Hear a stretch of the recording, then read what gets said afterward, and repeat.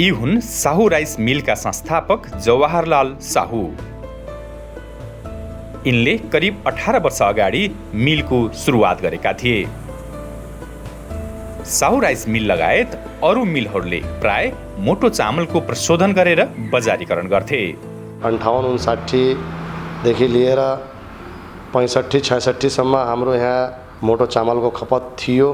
शहरीकरण हुँदाखेरि मान्छेको अलि लिभिङ स्ट्यान्डर्ड बढ्दाखेरि पनि उसले मसिनो चामल पनि खोज्न सुरु गर्यो। त्यो हेर्दाखेरि हामीलाई पनि अलि आवश्यकता पर्यो कि अलि मसिनो चामलमा काम गरौँ भने महसुस भयो।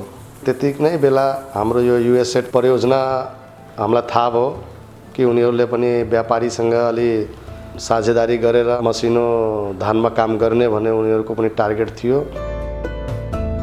धान नेपालको एक प्रमुख बाली हो र यसमा पनि मसिनो चामलको माग एकदमै बढ्दो छ।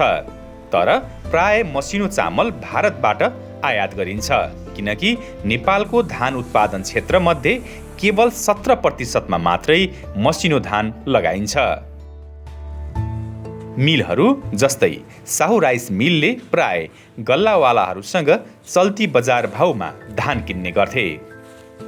मसिनो धानका लागि चाहिने मिलको प्रशोधन क्षमता नभएकाले बढ्दो माग भए पनि साहू र अरू धेरै मिलहरूले बजारको माग अनुसार मसिनो धान खरिद तथा प्रशोधन गर्न सकेका थिएनन् र कम मूल्यका मोटो धान किनेर प्रशोधन गरी बिक्री गर्न बाध्य भएका थिए।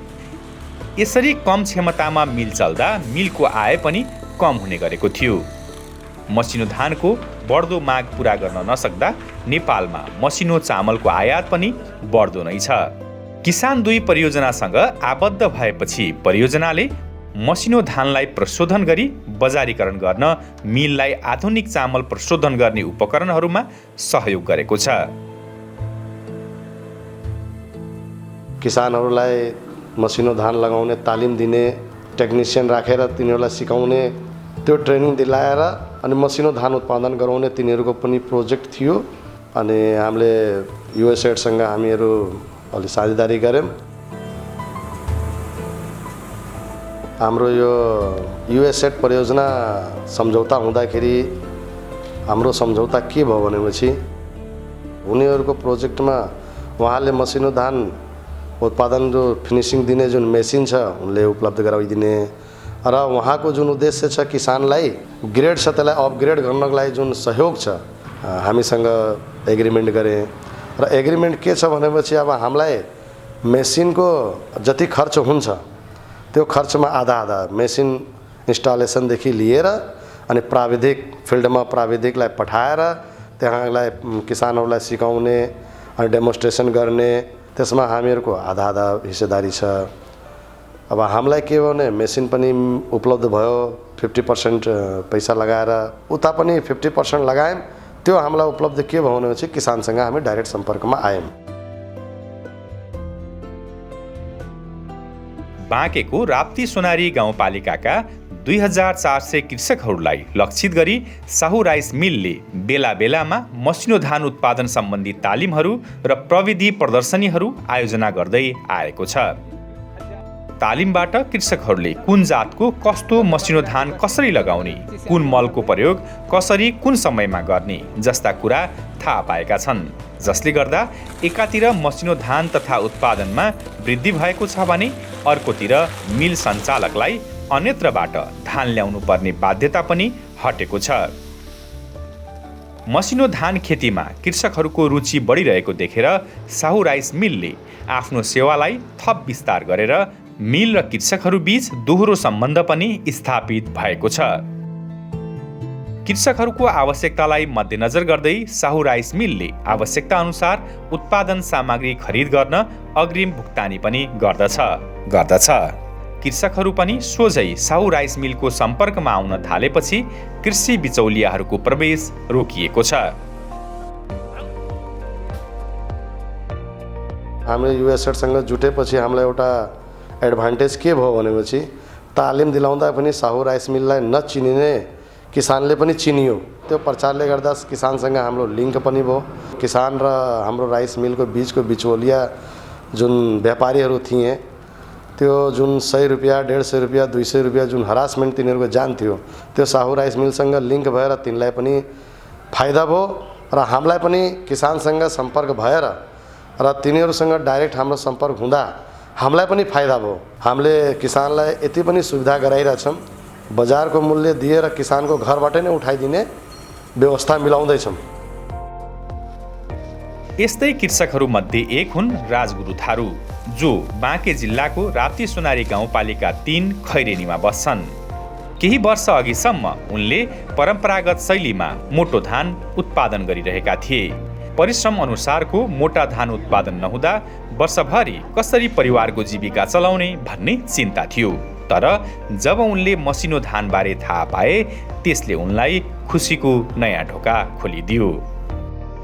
हामी पहिला हाम्रो बुवा बाजेहरूले गोरु राँगाले जोतेर खेतीपाती गर्थे। त्यो खेतीपाती गर्दाखेरि हामीले उत्पादन गरेको धेरै वर्षसम्म त्यही रोप्ने गर्थ्यौँ। सहकारी र साहु राइस मिलका साथीहरूले समय समयमा आएर हामीलाई सिकाउनुहुन्छ। त्यहाँदेखि हाम्रो उत्पादन पनि बढेछ। पहिला थोरै भनौँ 20, 30, 40, 50सम्म बेचिन्थ्यो, अहिले 100-150 कुन्टल बेच्ने गर्छौँ। साहु राइस मिल मार्फत आएका कृषि प्राविधिकहरूले मसिनो धान खेती सम्बन्धी आवश्यक तालिम र ज्ञान दिए। राजगुरुसँगै गाउँका अन्य कृषक जसले मोटो धान लगाउँदै आइरहेका थिए तिनीहरूले पनि मसिनो धान, यसको उत्पादन र फाइदाबारे थाहा पाए अनि तालिम तथा गोष्ठीमा सहभागी भई सिकेका सिप, ज्ञान र प्रक्रियालाई खेतीपाती गर्दा लागू गरे। फलत साबिकको धानभन्दा यसपटक मसिनो धानको उत्पादन 25% वृद्धि भयो।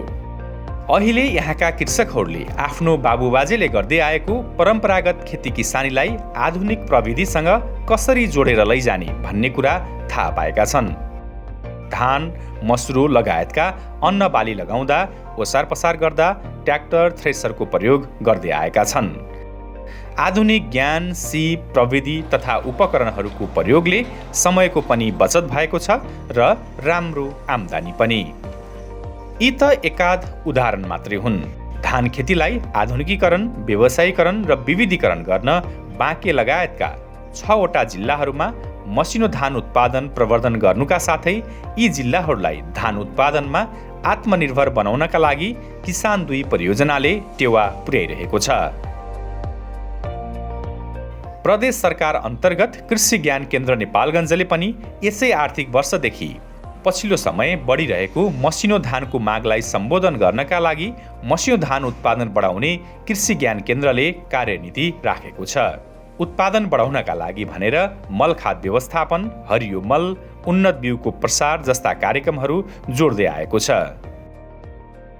यो आर्थिक वर्षदेखि चाहिँ किसान 2 परियोजनासँगको सहकार्यमा बजारमुखी धान प्रवर्धन कार्यक्रम भनेर खास गरी धान मिलसँगको सहकार्यमा मसिनो धान उत्पादनलाई चाहिँ अलिकति जोड दिने र यो कार्यक्रममा किसानलाई धान खेतीदेखि त्यसको प्रशोधन गर्नेसम्मको सिप र यन्त्रहरूको आवश्यक छ त्यो समेट्ने गरी चाहिँ यो कार्यक्रम तर्जुमा भएको छ र यो हामी कार्यक्रम गर्दैछौँ। जुन मसिनो धानको अलिकति माग बढेको देखिएको छ र यो मागलाई सम्बोधन गर्नको लागि केही मसिना धान विस्तार गर्ने हाम्रो त्यस्तो खालको सोच र कार्यनीति हाम्रो त्यो रहेको छ। कृषि ज्ञान केन्द्रले हाम्रो अरू कार्यक्रममा पनि हामीले मसिनो धानलाई अलिक जोड दिइरहेका छौँ र यसले गर्दाखेरि अहिले हामी अनुगमन गरेर हेर्दाखेरि पनि धानको उत्पादन चाहिँ राम्रो भएको, जहाँ सिँचाइ थिएन, अनियमित सिँचाइ थियो ती ठाउँमा हामीले धेरै बोरिङहरू गराएका छौँ। स्यालो ट्युबवेलहरू धेरै मात्रामा जडाउनु भएका छन्। त्यसले धान उत्पादनमा चाहिँ प्रत्यक्ष रूपमा प्रभाव पारिरहेको छ।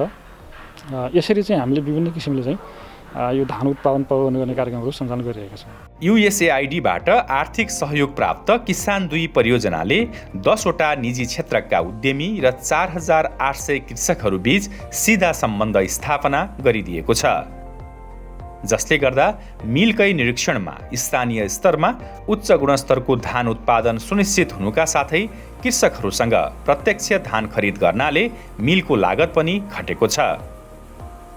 यसैगरी मिलको प्रशोधन क्षमता बढेको छ र बजारको माग अनुसार मसिनो धानको उत्पादन पनि बढेको छ। फलस्वरूप किसान 2 परियोजनासँग आबद्ध मिलहरूले यो राइस मिल मोडेल अपनाउनु अघिको तुलनामा 2020मा चामल व्यवसायबाट आय 141% बढेको देखिन्छ। त्यसैगरी कृषकहरूको पनि धान उत्पादन र बिक्रीमा वृद्धि भएको देखिन्छ। अघिल्लो वर्षको तुलनामा सन् 2020मा किसान 2 परियोजनासँग आबद्ध कृषकहरूको कुल उत्पादन 1,01,890 मेट्रिक टनबाट 1,71,244 मेट्रिक टनले वृद्धि भएको छ भने कुल बिक्री 274% बढेको देखिन्छ। किसान 2 परियोजनासँग आबद्ध धान मिलहरूले अपनाएको यस नयाँ राइस मिल मोडेलको सफलता देखेर नेपाल सरकारको कृषि तथा पशुपन्छी विकास मन्त्रालय र भूमि व्यवस्था कृषि तथा सहकारी मन्त्रालयले किसान 2 परियोजना र यससँग आबद्ध 8वटा मिल र 3वटा सहकारी साझेदार संस्थाहरूसँग मिलेर 6वटा जिल्लाहरूमा मसिनो धान उत्पादनका लागि जोइन्ट राइस इम्प्लिमेन्टेसन प्रोग्राम कार्यान्वयन गर्दै अगाडि बढ्दैछ। यसरी सहकार्य गरेर कार्यक्रम गर्दा धानको मूल्य श्रृङ्खलालाई अझ बढी बलियो र दिगो बनाउनुका साथै कृषकहरूको आम्दानी बढाउन टेवा पुर्याउँदै आएको छ। यस कार्यक्रमबाट पक्कै पनि केही हदसम्म नेपालमा मसिनो चामलको आयातलाई प्रतिस्थापना गर्ने विश्वास लिइएको छ।